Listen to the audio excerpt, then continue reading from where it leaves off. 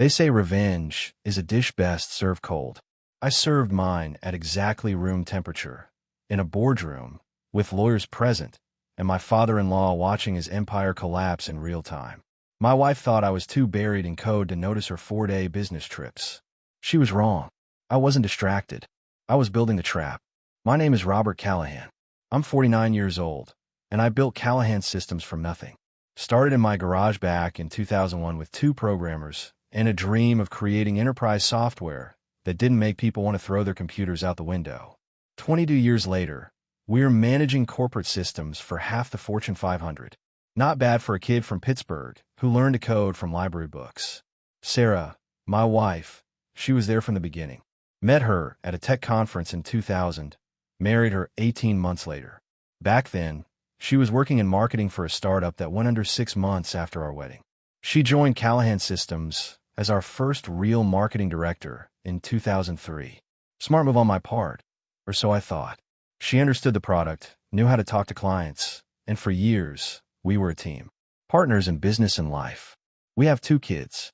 Emily, 22, just finished her MBA and started working in our analytics division last year. Sharp as they come, inherited my head for numbers and her mother's social skills. Then there's Lucas, 9 years old. Unexpected blessing, Sarah called him. We'd assumed Emily would be an only child, but Lucas showed up when Emily was 13. Changed everything, brought us closer, or at least that's what I told myself. The morning Sarah left for her business trip to Denver, I was in the kitchen making coffee. She came down in her designer travel outfit, the kind she wears when she wants to make an impression. Sleek black pants, cream blouse, those expensive heels she bought in New York last month. "You're leaving early," I said, not looking up from the coffee maker. She was checking her phone, already half gone mentally. "Flight's at 9. Client meetings start at 2 their time. 4 days seems long for a software demo." Sarah glanced up, and I saw it. That flash of irritation she'd been showing more often lately. "It's not just a demo, Robert. It's relationship building. You know how this works." I didn't know. I'd built the whole company on relationships. But something felt off. "Which client again?" "Meridian Tech," she said, too quickly. "I sent you the details last week." I nodded slowly. She wheeled her suitcase toward the door, and I followed with my coffee. In the hallway, she paused, waiting for something. The usual goodbye kiss maybe, or the be safe, I always said. Instead, I asked one more question. "You need 4 days for Meridian?" That's when her mask slipped. She turned, and her eyes went cold. "Stop being so emotional about my work trip," Sarah said, voice sharp enough to cut. "I'm not your property." The words hung there between us. 23 years of marriage, and she'd never spoken to me like that. Like I was some controlling husband instead of a man asking a reasonable question about his wife's schedule. I took a sip of coffee, kept my voice level. "Noted." She blinked, probably expecting an argument. When I didn't give her one, she adjusted her purse strap and walked out. The door closed behind her with a soft click.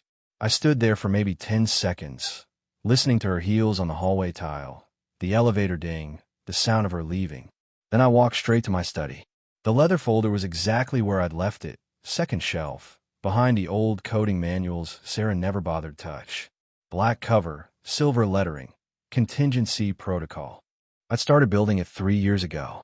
Not because I knew she'd cheat, but because I'd learned in business that you always have a backup plan. When your company's worth 9 figures and you've got board members, investors, and employees depending on you, you don't leave anything to chance. I opened the folder to the first page. Phase 1, activation. There was a phone number I hadn't called in 2 years. Private investigator, former FBI, the kind of guy who finds things people don't want found. I dialed. He picked up on the second ring. "Callahan."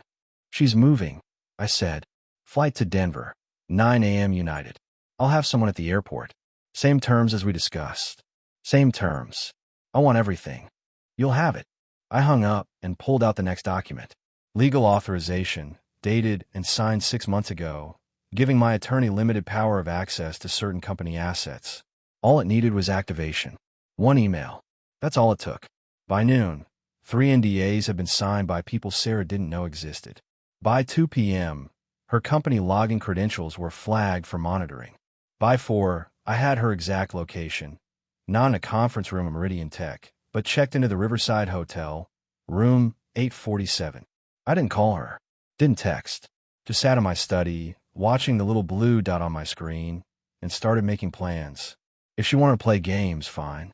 But she was playing in a system I'd spent 2 decades building.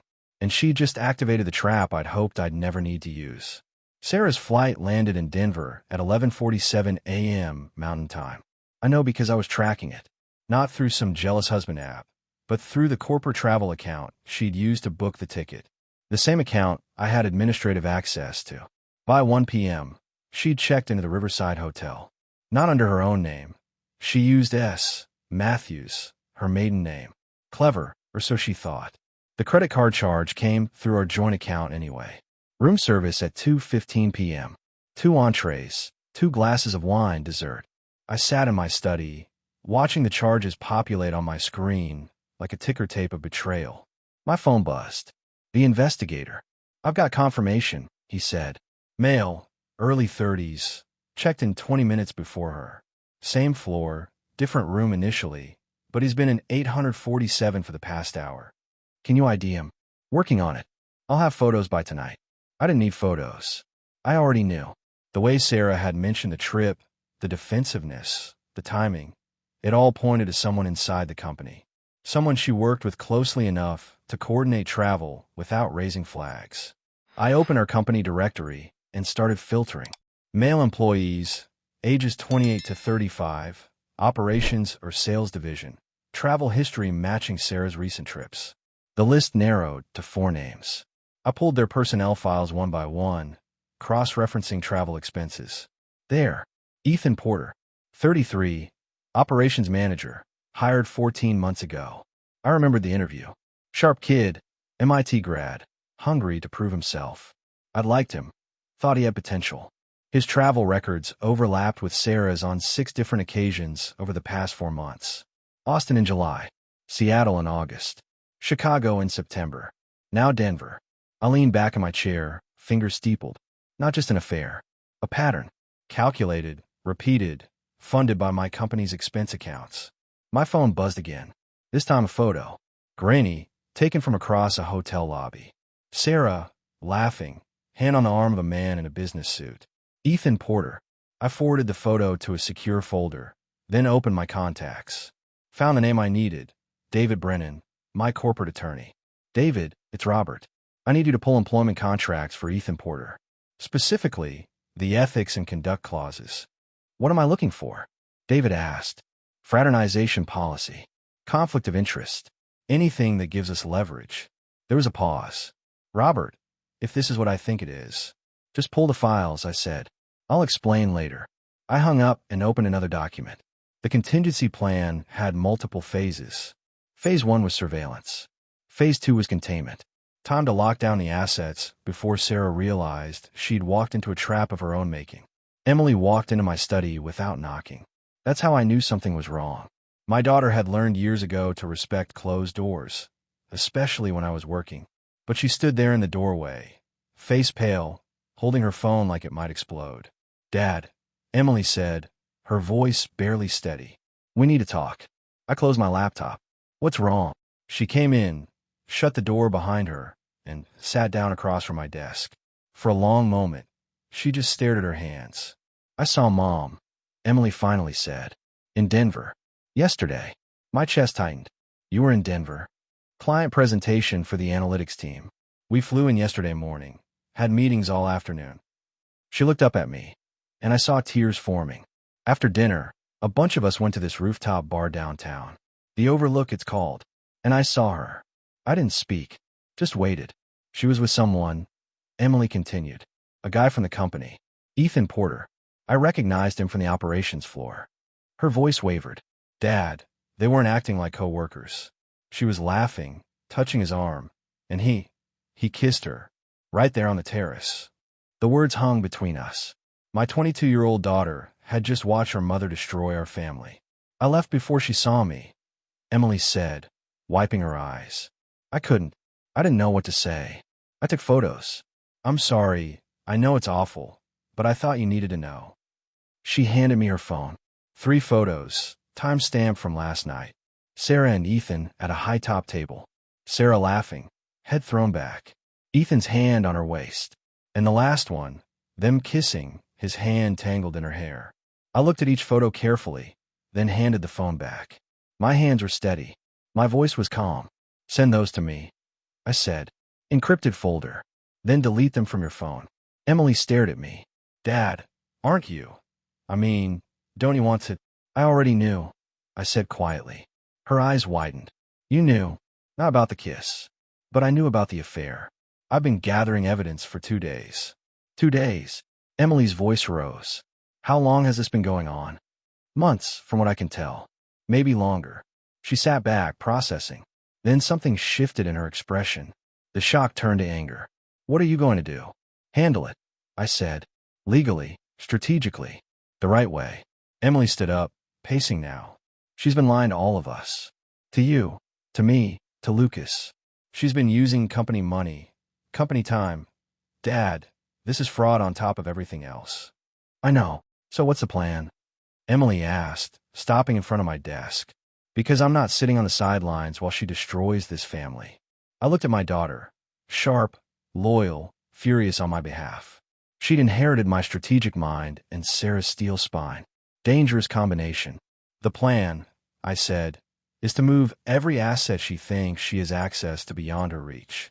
Her voting shares, her company position, her financial leverage. All of it. When? It's already started. But I need your help. Emily crossed her arms. Whatever you need. I opened a drawer and pulled out a folder. I need you to cross-reference Ethan Porter's travel expenses with your mother's for the past 6 months. Every trip, every hotel, every meal. Bill me a timeline. She took the folder. Done. What else? Keep this between us. Don't tell Lucas. Don't confront your mother. Act normal. Emily nodded. What about after? When this all comes out? I met her eyes. Then we rebuild. Without her. David Brennan arrived at my house at 7 p.m., carrying 2 briefcases and wearing the expression of a man about to deliver bad news. I poured us both scotch and led him to the study. I pulled Ethan Porter's file, David said, opening the first briefcase. And I need you to sit down for this part. I was already sitting, but his tone made my gut clench. Ethan wasn't just a random hire, David continued. His application came with a recommendation letter. From Raymond Cross, Sarah's father. I set down my glass carefully. Raymond recommended him. Personally vouched for him. Called in a favor with your HR director. Pushed the hire through even though Ethan's experience was thin for the position.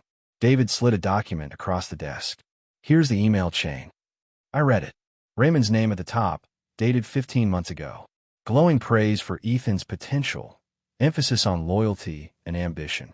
A note at the bottom. He's someone I've mentored personally. I think he'd be a great fit for Callahan Systems. My jaw tightened. Raymond mentored him. According to this, yes.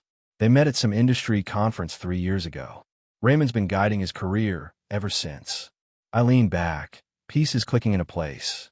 Raymond Cross, my father-in-law, had planted Ethan Porter in my company. Whether he knew about the affair or not didn't matter. He'd created the opportunity. There's more, David said grimly. I looked into Raymond's consulting contracts with Callahan Systems. You've been paying him $200,000 a year as a strategic advisor, right? For the past decade. He retired from his firm in 2014, but I kept him on retainer. Family gesture. David opened the second briefcase and pulled out a thick folder. Those consulting fees. They're being funneled through a shell company Raymond controls. That shell company has been making payments to 3 other entities, all registered in Delaware. I traced them. One is Ethan Porter's LLC. The room went cold. Raymond's been paying Ethan $25,000 every quarter for the past year. Listed as consulting services, but there's no paper trail showing what those services are. I stood up, walked to the window. Outside, the neighborhood was quiet, peaceful. Inside, I was watching a conspiracy unfold. Raymond set this up, I said slowly. He brought Ethan into the company, paid him off, and what? Encouraged the affair. I can't prove that last part, David said. But the financial connection is clear. And here's the real problem. Raymond's been using company funds to do it. Those consulting fees you've been paying him, that's Callahan Systems' money being rerouted to pay your wife's lover. I turned back to David. Can we prove misappropriation? With an audit, yes. But Robert, if we go that route, it'll get ugly. Raymond will lawyer up, drag Sarah into it, claim it was legitimate consulting work. Let him claim whatever he wants, I said, voice hard. I want a full forensic audit of Raymond's contracts. Every payment, every invoice, every dollar. And I want the contracts terminated immediately. David nodded. I'll have the audit team start tomorrow. But you need to know, this is going to blow up your relationship with your father-in-law permanently. That relationship ended the moment he weaponized my company against me. I said, terminate the contracts. Freeze his access. And David? Yeah. Prepare embezzlement charges. If Raymond wants a war, he'll get one. There's a room on the 14th floor of Callahan Systems that doesn't appear on any building directory. Officially, it's listed as storage space, old server equipment, archive files, furniture we keep meaning to donate. Sarah walked past 100 times and never asked what was inside. She never noticed it required biometric access. I placed my thumb on the scanner Thursday morning. The lock clicked, and the door swung open to reveal a space that looked nothing like storage. Walnut conference table, high-back chairs, soundproof walls. No windows, no decorations. This room wasn't built for comfort. It was built for decisions that couldn't afford witnesses. 3 men were already seated. My attorney David Brennan, Michael Foster, my financial advisor who'd been managing my offshore structures for a decade, and James Sterling, head of corporate security, former NSA. I sat down at the head of the table and placed a single folder in front of me. Gentlemen, I said, we're activating the full protocol. David opened his briefcase. The trust documents are finalized. The Callahan Continuity Trust is now the majority shareholder of Callahan Systems. You're officially a consultant, not the CEO. And Sarah? I asked. Her voting shares are tied to the marital good standing clause she signed during the refinancing 2 years ago. The moment we file evidence of the affair, those shares revert to the trust automatically. She'll own nothing. Michael spoke up. I've moved your personal assets into 3 separate structures. Real estate, investments, and liquid cash. All protected from marital claims. She can fight in court, but by the time any judge sees the case, the money will be beyond her reach. The house, I asked, technically owned by a family trust with you as sole beneficiary. She has no legal claim. James Sterling slid a tablet across the table. I've implemented the new security protocols. As of 6 a.m. today, all executive floor access requires retinal scan and 2-factor authentication. Sarah's credentials will trigger a silent alert when she uses them. We'll know everywhere she goes. And Ethan Porter, his access is flagged the same way.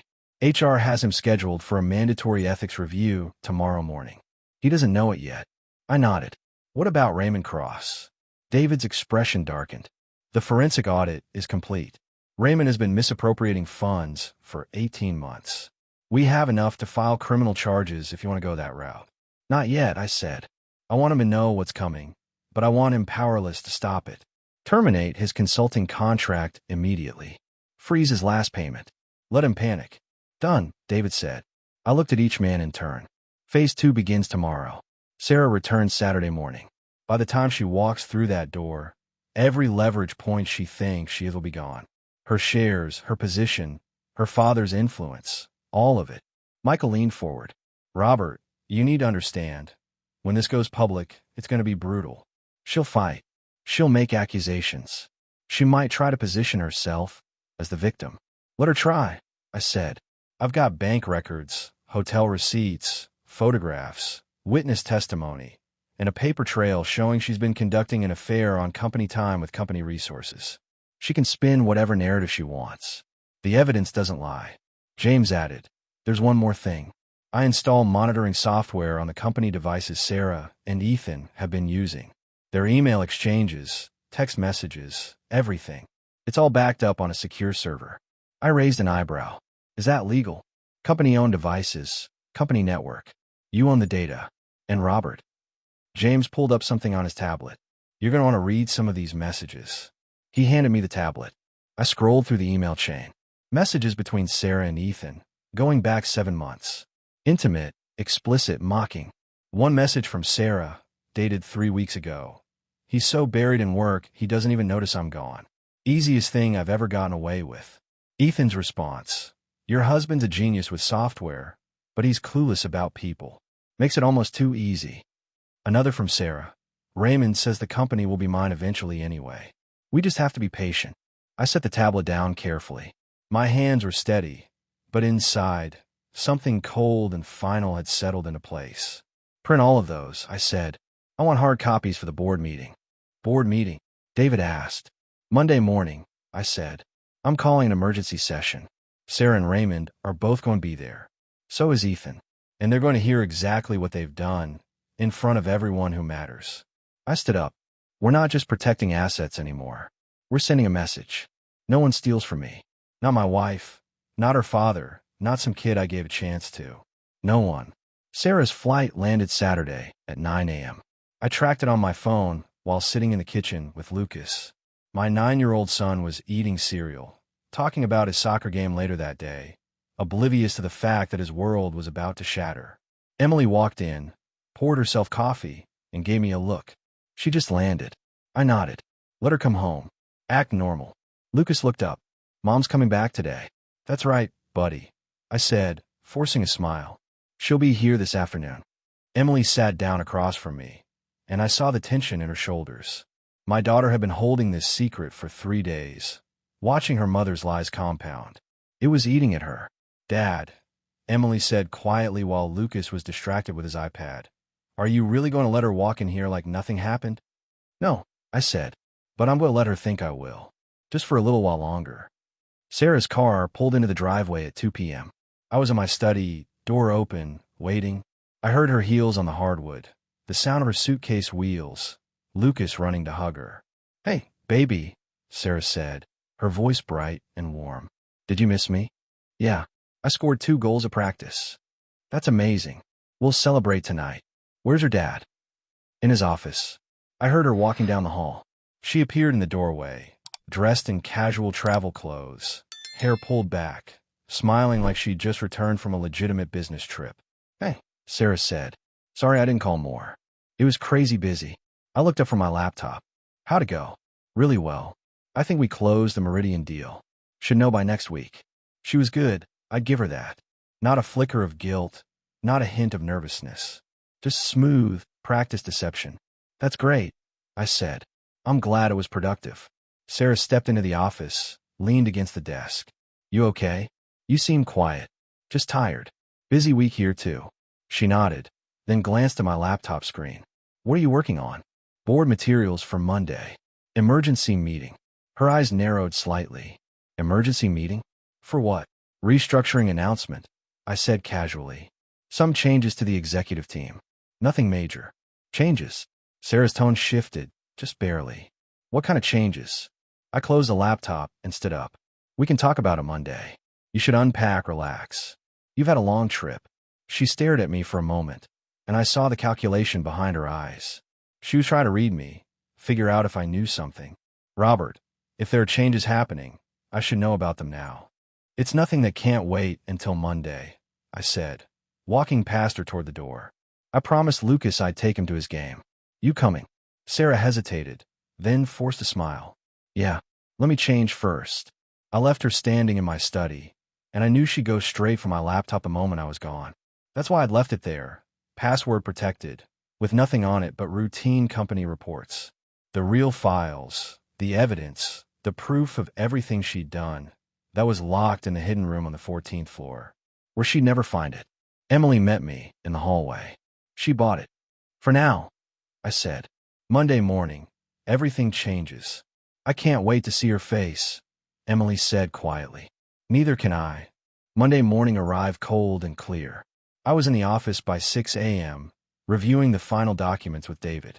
The 14th floor conference room was set up like a courtroom, projector ready, evidence packets at each seat, water glasses positioned with surgical precision. At 8:45, board members start arriving. 10 people total, all handpicked over the years for their loyalty and competence. They knew something significant was happening, but not what. Sarah walked in at 8:50, dressed in her power suit, pearl earrings, confident smile. She took her usual seat, third from the head of the table, and nodded greetings to the others. At 8:55, Raymond Cross entered. My father-in-law looked older than I remembered, face drawn, expensive suit hanging slightly loose. He'd received his termination notice Friday afternoon. He knew this wasn't going to be a normal meeting. At 9 a.m. sharp, security escorted Ethan Porter into the room. His face went white when he saw Sarah, then Raymond, then me at the head of the table. "Have a seat, Ethan," I said calmly. "This won't take long." He sat down on the far end, hands shaking slightly. I stood up. "Thank you all for coming on short notice. We're here to address several matters of corporate ethics and fiduciary responsibility." Sarah's expression didn't change, but I saw her fingers tighten on her pen. I clicked the projector. The first image appeared. Hotel receipt from Denver. 2 rooms on the same floor. Checked in 20 minutes apart. "Over the past 6 months," I said, "2 employees of Callahan Systems have been conducting a personal relationship on company time, using company resources, in violation of our ethics policy." Sarah's face went pale. Ethan stared at the table. I clicked again. Restaurant receipts, flight itineraries, expense reports. 6 trips, 6 cities, $48,000 in company money. The employees in question are Sarah Callahan, our marketing director, and Ethan Porter, operations manager. I let that hang in the air. Ethan reports directly to Sarah, making this a clear conflict of interest under Section 7 of our employment agreements. One board member gasped. Another leaned forward, studying the evidence packets. I clicked to the next slide. Email exchanges between Sarah and Ethan. I'd redacted the most explicit parts, but the intimate tone was unmistakable. These communications were conducted on company devices, company networks.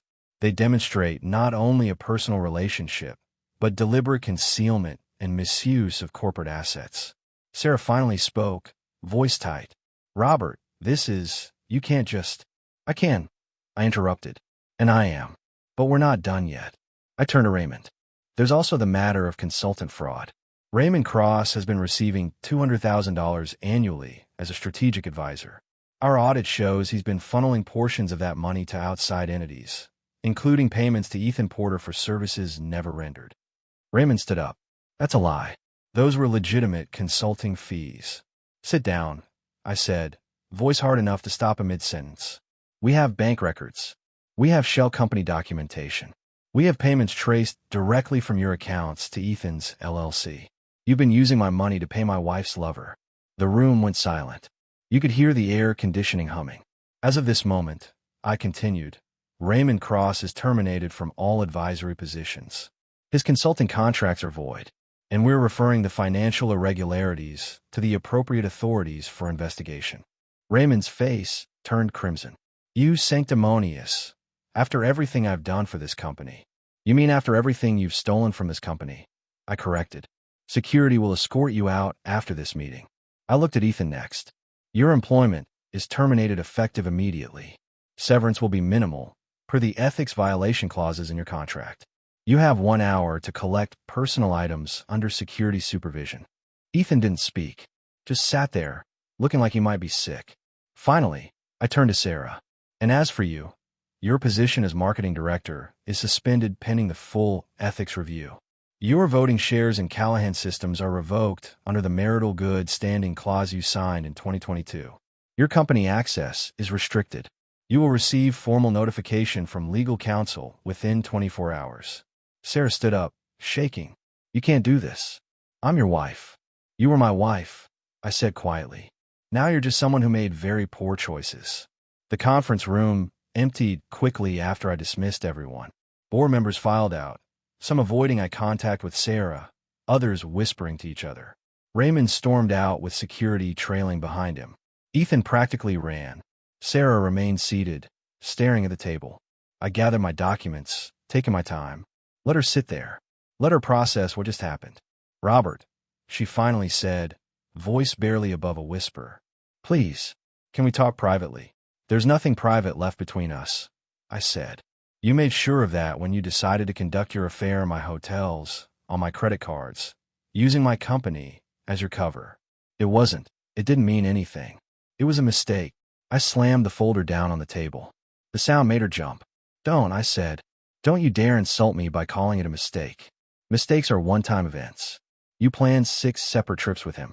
You lie to my face every single time. You mock me in emails, called me clueless, said I was too busy to notice. Her eyes widened. You read our messages. Every single one. Company devices, Sarah. I own the data, and I know exactly what you think of me. She stood up, hands shaking. I never wanted to hurt you, but you did it anyway. I walked toward the door, then paused. You know what the worst part is? It wasn't even good betrayal. It was sloppy, careless, amateur. You didn't even have the decency to be smart about it. Where does this leave us? Sarah asked, tears forming now. In different houses, I said. The one we've been living in is owned by a trust one control. You have until the end of the week to find somewhere else to stay. What about Emily? Lucas, Emily already knows. She saw you with Ethan in Denver. She's the one who brought me the photos. I watched Sarah's face collapse. And Lucas will be told when the time is right. By me, not you. You're taking my children from me. I'm protecting them from watching their mother destroy herself. I opened the door. My attorney will be in touch about custody arrangements. Until then, I suggest you find a good lawyer. You're going to need one. I left her standing there and walked back to my office. Emily was waiting, along with Lucas, who I had picked up from school. Dad, is it true? Lucas asked, confused. Mom isn't coming home. I knelt down to his level. Buddy, your mom and I are having some grown-up problems. She's going to stay somewhere else for a while. But you'll still see her, and she still loves you. Did she do something bad? I glanced at Emily, who nodded slightly. Yeah, Lucas. She did. But that's between her and me, okay? What matters is that you're safe, and nothing changes how much I love you. Lucas hugged me, and I held him tight. Over his shoulder, I saw Emily wipe her eyes. This was the cost. Not the money, not the company, not even the marriage. The cost was having to explain my 9-year-old son why his mother had chosen to blow up their family. But we'd survive this. Emily was strong, Lucas was resilient, and I'd built enough of a foundation to weather the storm. Sarah had gambled everything on a relationship with a man half her age who couldn't even cover his tracks properly.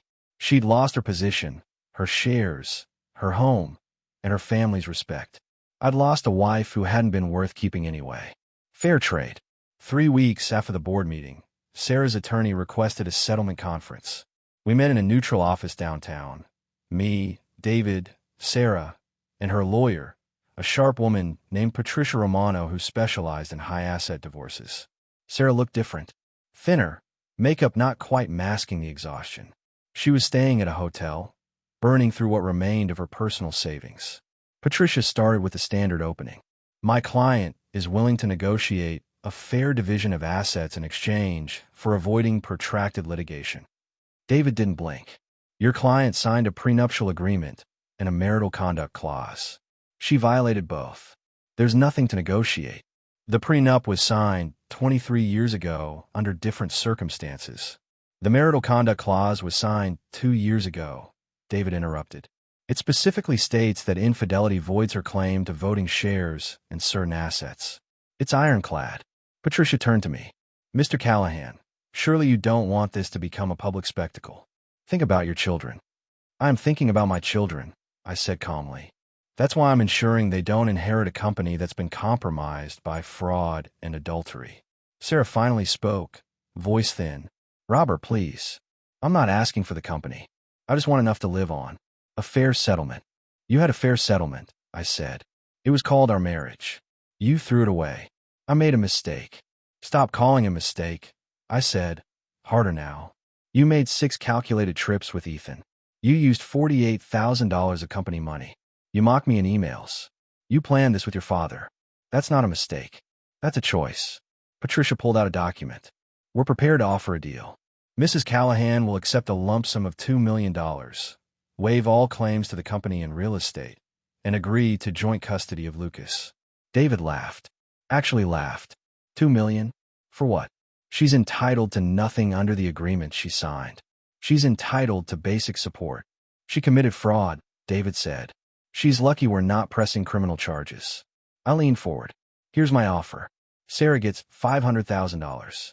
One time, final payment. She gets supervised visitation with Lucas until he's 18. She signs away all claims to Callahan Systems, the house, and any future earnings. She also signs an NDA about the circumstances of the divorce. Sarah's face went pale.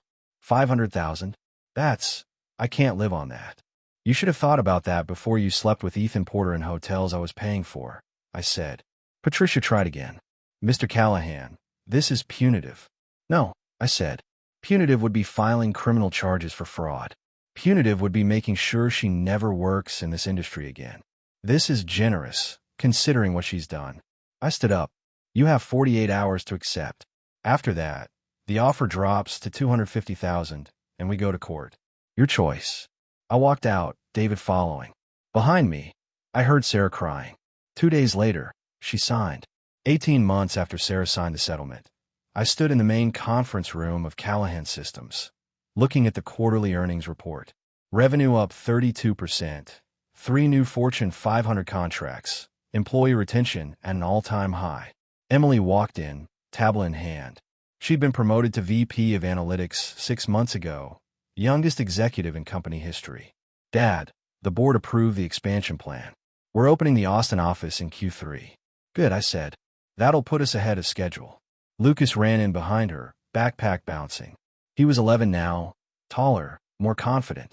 Dad, Coach said I made the travel team. I grinned and pulled him into a hug. That's fantastic, buddy. We'll celebrate tonight. Emily smiled at her brother, then looked at me. How's he doing with everything? Better, I said. Therapy's helping. He sees Sarah every other weekend. It's not perfect, but it's stable. Sarah had moved to Austin, taken a marketing job at a mid-sized firm. The divorce had cost her everything she'd built in this city. Lucas visited her, but the relationship was strained. Hard to respect a mother who'd blown up the family for an affair that lasted less than a year. Ethan Porter had disappeared entirely. Last I heard, he was working tech support in Denver. Raymond Cross was facing fraud charges, legal bills, eating through his retirement. The investigation had uncovered 3 more schemes he'd been running on the side. My phone buzzed. Claire Drake's name appeared, Gregory's daughter, now a friend. We'd bonded over our shared experience of watching our families implode. She was checking in about a charity event we were co-sponsoring for kids from divorced families. I texted back, confirming attendance, then looked around the office. The company was stronger than ever. My kids were thriving. The board trusted me implicitly. And me? I was different too. More careful, more strategic, but also more present. I'd learned the hard way that building an empire meant nothing if you lost yourself in the process. Emily touched my arm. You okay, Dad? Yeah, I said. I really am. That evening, I took Lucas to dinner at his favorite steakhouse. Afterwards, we walked through downtown, talking about school, soccer, his friends. Normal dad stuff. The stuff I'd almost lost. Dad, Lucas said as we reached the car, do you think you'll get married again? The question caught me off guard. I don't know, buddy. Maybe someday. What? Just wondering if we have to share you with someone else. I knelt down to his level. Lucas, listen to me. No matter what happens in my life, you and Emily come first. Always. That will never change. He hugged me tight. I know, Dad. Driving home, I thought about Sarah's last text from a few months ago. She'd asked if I ever regretted how things ended, if I thought we could have worked it out. I deleted the message without responding. Some bridges aren't meant to be rebuilt. Some betrayals don't deserve second chances. And some men are better off alone than with someone who never valued what they had. I'd built Callahan Systems from nothing once. I'd do it again if I had to. But this time, I'd built something more important. A life where loyalty mattered, where actions had consequences, and where my kids knew their father would always protect what mattered most. That was worth more than any marriage that had been built on lies.